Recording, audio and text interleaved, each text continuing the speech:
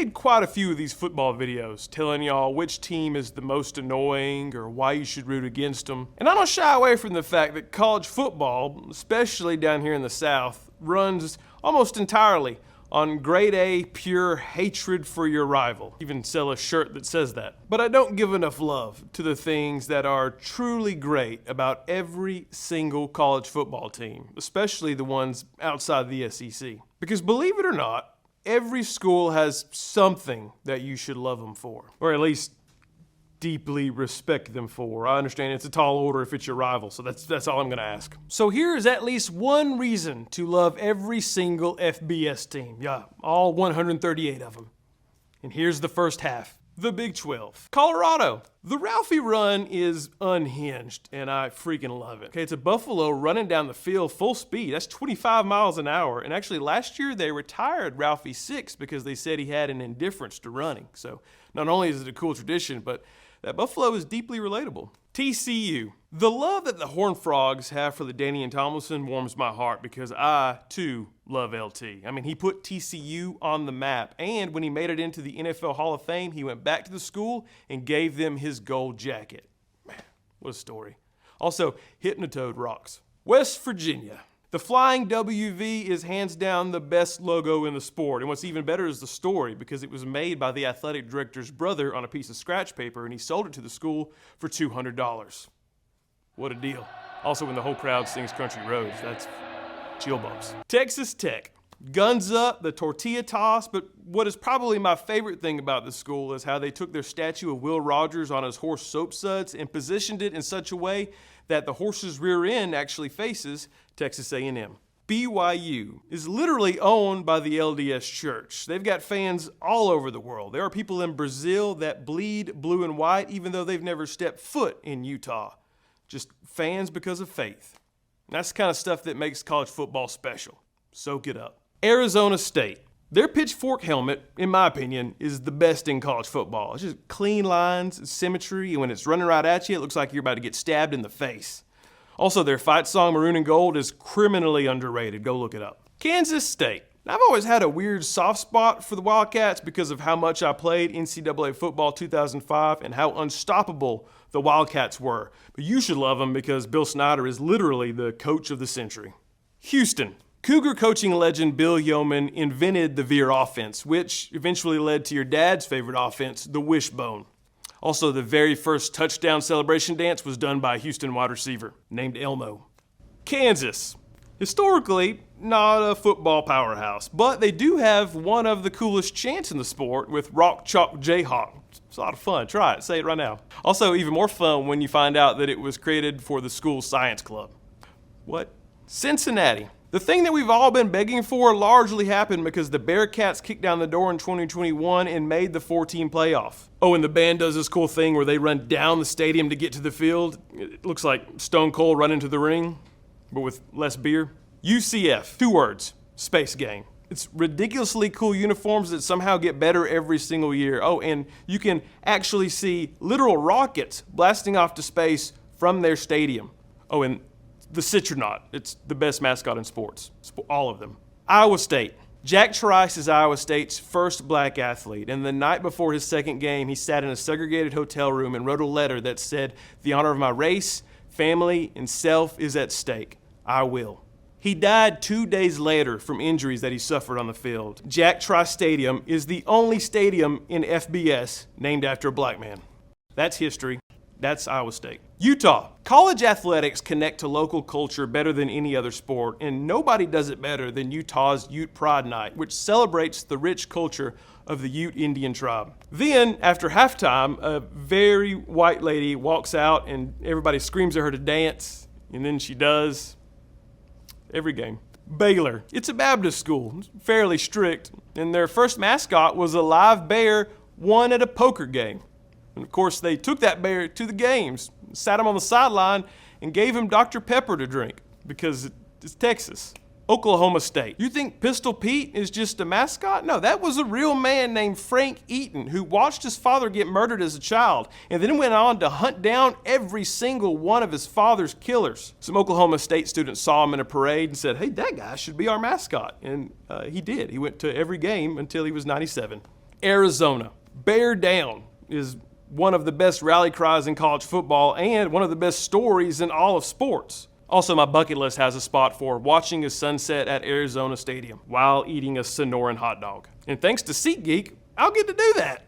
Yeah, SeatGeek sponsored this video. And did you know that with over 35 million downloads, SeatGeek is the #1 ticketing app in the nation? There are over 70,000 events listed on SeatGeek, and it's way more than just football games. They've got basketball, baseball, concerts, festivals. I see something new every day. And I know what you're thinking, Matt, how do you know so much about SeatGeek? Well, because I love it. I use it all the time. I was using it long before SeatGeek sponsored any of these videos. I love it because every ticket is backed by their buyer guarantee. And when you're going to an event, you can pull up a map of the arena or the stadium and see exactly which seats are for sale. There'll be little dots. Green means that's a good deal.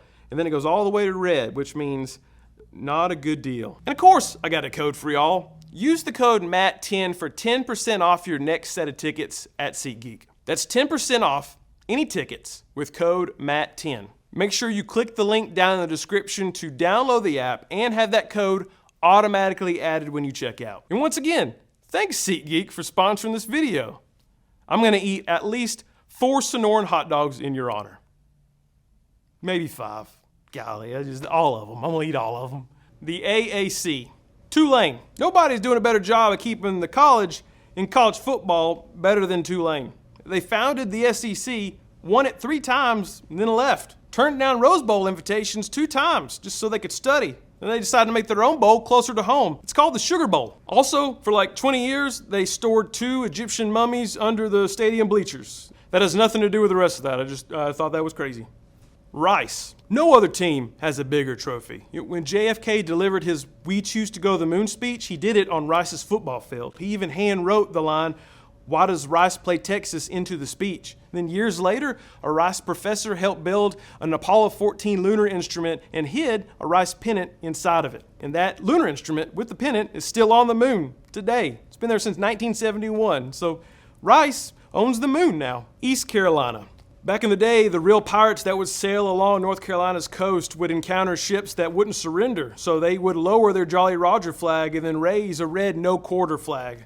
And East Carolina kicks off every 4th quarter by raising that same red flag. Also, they have a ship. Blackbeard's actual ship. Pieces of it are in a lab on campus. So, UTSA. The Roadrunners program is probably younger than your fridge. They started with just 1 football helmet. They went out and hired Larry Coker. He went out and bought him a 2nd helmet. And the team's first game broke the record for the largest attendance for a program's debut game. They've since won 2 conference championships. And they've also bought more helmets. Army. Service academies playing college football is just one of the things that helps set this sport apart. And Army sets itself apart from the service academies by putting player names not on the back of their jersey, but on the front, right where a military name badge would go. It's pretty freaking cool. Temple. Temple was founded in 1884 as a night school for working class kids in Philadelphia who couldn't afford to go to college. And their nickname is the Owls because the founder told the students that the owl of the night makes the eagle of the day. That's why during the daytime, they're the eagles. They're not. They're always the owls. But this is a cool story. Charlotte. Yes, there's a pickaxe in their logo, and their mascot is a miner that looks like Hillbilly Jim. But they're actually called the 49ers because the school almost got shut down in 1949. It was saved by a math teacher who convinced the state legislature to save it. So now they've named it the 49ers to commemorate it. And not the Fighting Bonnies. That would have been cooler. But South Florida. The Bulls football program was started by the Tampa Bay Buccaneers' first player ever drafted, Leroy Selman.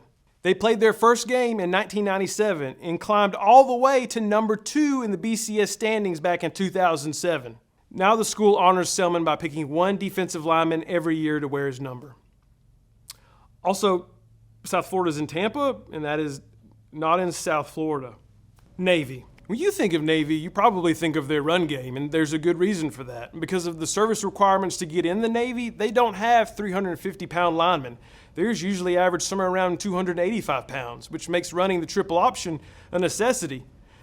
And they're good at it. It's like scary good. Florida Atlantic. Owl fans tailgate in a spot called Rat's Mouth because apparently that's what Boca Raton means in Spanish. And then they watch games in the only stadium in college football that has an open view of the ocean. Oh, and get this. Their campus is literally a designated National Audubon Society wildlife habitat for owls. Just owls everywhere. They freaking love owls.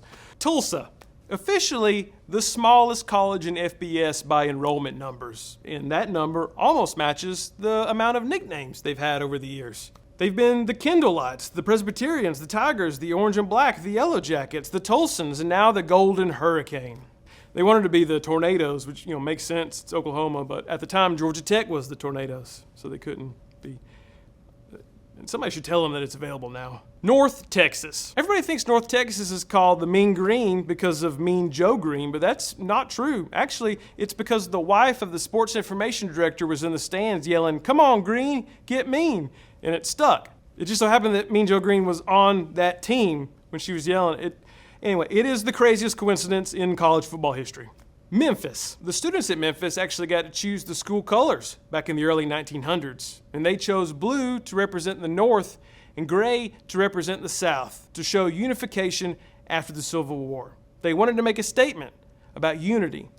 And there's nothing that Memphis does better than make a statement. Have you seen their Bass Pro Shop? UAB. Everybody's got a soft spot for the Blazers, right? Back in 2014, they shut down the program due to financial reasons. But students, faculty, alumni, the whole city of Birmingham protested. And 3 years later, they brought the program back. The very next year, they won their conference championship and their first ever bowl game. How about that, Ray Watts? The Pac-12. Washington State. I feel like every diehard college football fan already knows this story, but it's too incredible not to tell. In 2003, a Washington State alum took a flag that his wife had sewn down to Austin, Texas, to wave it at College Game Day in hopes that ESPN would bring the show to Washington State. It took them 15 years, and the flag has been on every show since, over 300 of them, even the one where Corso dropped the F-bomb on live TV. That one's my favorite. Oregon State. Rally towels, shakers, please. At Oregon State, there is only one way to cheer on the team. And that's wave a freaking chainsaw in the air. The mascot carries one. The team passes one around on the sideline. Even the fans have them. Fake ones, I hope. Texas State. In 1960, a woman named Barbara Tidwell applied to be a history teacher there. Well, the school president said, "We don't need a history teacher. We need somebody to keep the fans in the stands for the football game." So she made history and created the Strutters, Texas's first precision dance team. Boise State, 2007 Fiesta Bowl. Boise State upsets Oklahoma on a Statue of Liberty play. Ian Johnson then proposes to his girlfriend on the sideline, who just so happens to be Boise State's head cheerleader. And then it snowed, because that is a freaking Hallmark movie. Utah State. Utah State's beloved game day song is not its fight song. It's actually The Scotsman, which was written by an agronomy major named Ebenezer. And it is literally a choreographed love song to shrubbery. There are arm motions, and everyone does it. Colorado State. Colorado State's biggest landmark is a 450-foot letter A painted on the foothills above Fort Collins. The A stands for Aggies, which is a name they have not gone by for 70 years. So when they tried to change it to the letter R, the FAA shut them down and said you can't, because the pilots use that now to navigate. On behalf of people who fly, the A stands for appreciate that. Fresno State. Coach Pat Hill's motto was anybody, anytime, anywhere. And they lived up to it. They played in 6 of the 8 toughest stadiums in America and went 17-19 against BCS opponents, with most of those losses being 1 score or less. They also have the largest on-campus winery in the country, which would explain most of that confidence. San Diego State. Back in 1977, 13th ranked Florida State played at San Diego State, and right before kickoff, an Aztec warrior came out of the tunnel and planted a flaming spear at midfield. San Diego State ended up crushing the Seminoles 41-16, and wouldn't you know it, the very next year, Chief Osceola rode Renegade right across midfield at Doak Campbell Stadium. Bobby Bowden did admit he borrowed it from them, because how could that not get you fired up? The Independents. Notre Dame. Play like a champion today. Touchdown Jesus. Shake down the thunder. Broody. Come on. Notre Dame is college football. And their famous helmets are hand-painted each week using gold flakes. Actual gold flakes from the school's iconic Golden Dome. So yeah, they are more than just helmets. When they hit you with one, it is a literal redistribution of wealth. UConn. UConn chose independence and made that their mission statement. They realized that they're a basketball powerhouse trapped in a football conference's body, so they left the AAC to rejoin the Big East, orphaning their football program just to save their hardwood soul. It's crazy to us down in the South, but respect. The CUSA. Sam Houston. Sam Houston's unofficial mascot from 1941 to 1962 was a three-legged stray dog named Tripod. And when Tripod died, the university canceled classes. The school president delivered the eulogy. And still, all these years later, students leave flowers at his grave. Delaware. It's the only place in America where you can eat gourmet ice cream made from the university's own cows, while three ornamental chicken mascots named Captain Cluckers, Private Poultry, and Corporal Doodle-Doo stare at you from their porch. I didn't fact check it, but I'm confident in saying that's gotta be the only place, right? That's like super specific. Liberty. In 2021, a rollerblading freshman tried to high-five the mascot statue outside the stadium. It fell over. Campus police described it informally as an assassination, which makes Liberty the only FBS school to have lost a mascot in a drive-by rollerblading. Middle Tennessee. Middle Tennessee State killed their alternative uniforms and got rid of all their extra helmets but one, and took that $668,000 they saved and moved it into the players' NIL fund. Coach Derek Mason said, "We're just not Oregon. We're Middle Tennessee." And so, yes, self-awareness pays. And it is roughly more than $500,000. New Mexico State. In 2005, New Mexico State tried rebranding their mascot, Pistol Pete, by replacing his guns with lasso and calling him just Pete. Fans lost their minds, and a year later the school caved and gave Pete his guns back. And now if you're thinking, wait, is this the same Pistol Pete from Oklahoma State? Yes, it is. And they have to pay them $10 a year for the rights. Western Kentucky. I've tried to steer clear of rivalry stories on this list because it makes that team share a spotlight with another one, but that's not going to be a problem with Western Kentucky because their rival does not play college football. It's the Italian legal system. They sued a television show over there for copying Big Red and unfortunately lost on appeal in Milan. But I dare that big old red gabebo to show his face body thing around here. Missouri State. Their stadium has a men's bathroom where the urinals are positioned right underneath windows overlooking the field. I can't confirm that's why they were allowed to move up to FBS, but honestly, that's good enough for me. Florida International. FIU plays their home games in Pit Bull Stadium. Mr. Worldwide, Mr. 305. He bought the naming rights back in 2024, and part of the deal is they get a Pit Bull written FIU anthem, 12 social media posts a year, and his vodka brand is the house brand. Dale. Kennesaw State. Kennesaw State's official chant is Hootie Hoo, just like the Outkast song. And in 2023, Big Boy, who owns 4 pet owls himself, including one named Hootie, performed at the Kennesaw State football game with an owl perched on his arm until it tried to fly away. Kind of like Andre 3000. Jacksonville State. Their marching band is called the Southerners, and they are legit. They've won the Sadler Trophy, which is the highest honor bestowed upon college marching bands. They've even performed in the Macy's Thanksgiving Day Parade, and that specific clip was then used on an episode of Friends. The Big Ten. Indiana. If you think the Hoosiers just got their first taste of glory, then you would be wrong. Back in 1967, the Cardiac Kids triggered the largest civilian airlift in history, with 34 chartered flights to Pasadena, California. The Bloomington community pooled their money together to ensure that every mom and dad could see their sons play in the Rose Bowl. Nebraska. The soul of the Huskers is the black shirts. These black jerseys are an elite rank awarded to only a select number of defensive players. They use a skull and crossbones logo. Even the whole student section is nicknamed the Boneyard. And what does any of this have to do with husking corn? Nothing. But it goes hard. I like it. USC. You can hate USC, but you can't deny that they are the stars of college football. They've had more Heisman Trophy winners and NFL draft picks than any other school. They're Hollywood's home team. They have connections to real movie stars. Their first Trojan mascot costume was borrowed from the set of Ben-Hur. And their fight song, Fight On, iconic, and written by a dentist for $25. Minnesota. Minnesota has given the college football world so much and doesn't get nearly the respect that it deserves. They invented cheerleading. They had one of the greatest dynasties the sport has ever seen, and they've given us Goldie Gopher. A gopher that can spin his head around 360 degrees. That is incredible. Maryland. In 1957, Queen Elizabeth II attended her very first college football game, and she did so at Maryland. It was a big deal. They called it the Queen's Game. Maryland's co-captain Jack Healy actually had a brand new front tooth put in after losing his at the beginning of the season. And they even sat the Queen on the visiting stands because they knew that Maryland's fans were gonna get drunk and rowdy. Pretty thoughtful in it. Penn State. Now, I'm an SEC homer, but I'll be the first to admit that a Penn State night game is a top-tier college football game. I mean, Penn State brought the whiteout to college football, and nobody does it better. Also, before the Nittany Lion, they had Old Coley, a black mule that was used to transport limestone blocks that helped build the school. And if you're thinking like when he died, it's going to be like every other story where they give him a tombstone grave. No. They put his skeleton on display.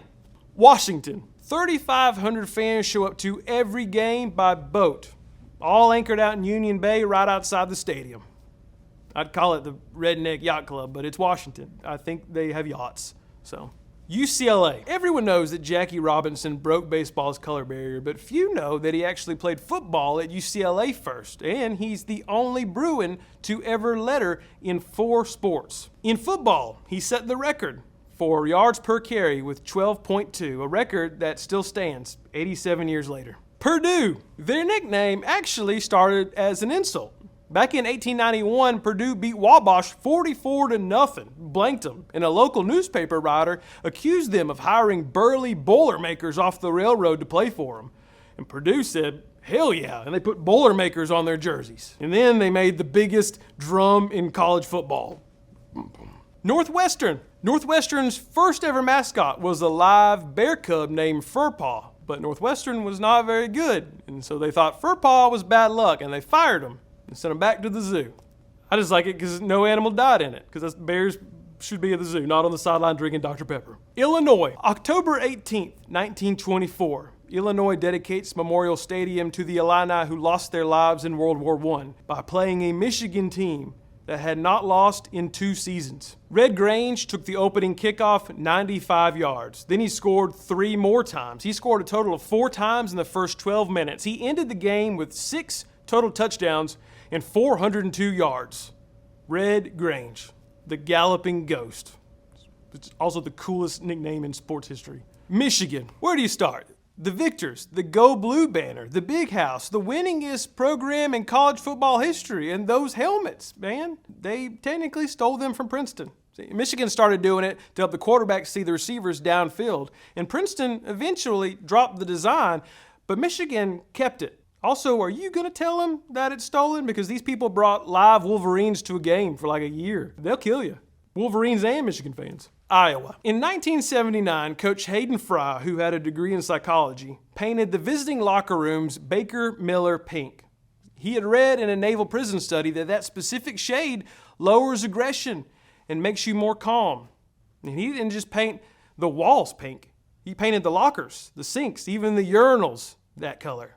Looked like a freaking Barbie dream house in there. Oregon. In 1947, Oregon's athletic director met Walt Disney. He shook his hand and asked him if the school could use Donald Duck as their mascot. And Walt said yes. After Walt died in 1966, Disney's attorneys came a knocking. But Oregon produced a picture of the AD and Walt wearing matching Oregon jackets. It worked, thank God, because the alternative was this mascot that Nike made for him in 2002.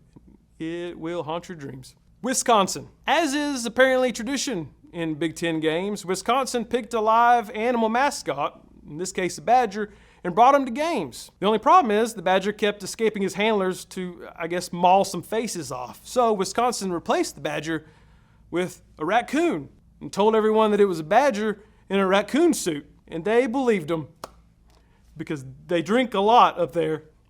They actually stay 30 minutes after every game and make the band play. It's called the fifth quarter for an extra 30 minutes while they dance. Michigan State. Duffy Daugherty coached the Spartans from 1954 to 1972. And while the SEC was still refusing to integrate, Duffy was on the phone with high school coaches across the South, recruiting an unprecedented 44 players from segregated southern towns to come to East Lansing and play football. They called it the Underground Railroad. His 1965 and 1966 teams were the first fully integrated rosters in college football, and they both won national championships. Ohio State. When I saw Ohio State play for the first time a few years ago, there was one tradition that I wanted to make sure I was in my seat to catch, and that was the best damn band in the land dotting the I. It's normally a job reserved for a 4th or 5th year sousaphone player, but in 2018 they made an exception for a 100-year-old alum named Anthony Violi. In 1937, Violi was a sophomore in the band, but he was called away to serve in World War II before he ever got a chance to dot the I. 81 years later, Ohio State brought him back. 100 years old, Violi marched to midfield in the Curse of Ohio, and he dotted the I. And then he did a bow that he had been practicing in his front yard for weeks. Now, I don't care who you are, that would bring a tear to a Wolverine eye. Rutgers. Everyone knows that Rutgers played the very first college football game, but why is the best part? Rutgers had been fighting with Princeton over a Revolutionary War cannon until Princeton just said screw it and sunk the thing in concrete. And Rutgers wanted revenge for that, so they challenged them in a baseball game. And Princeton beat them 40-2. Then Rutgers was real mad and said, how about you play us in this new game we made up called football? And Rutgers won. Barely. 6-4. That's how we have college football today, because Rutgers sucks at baseball.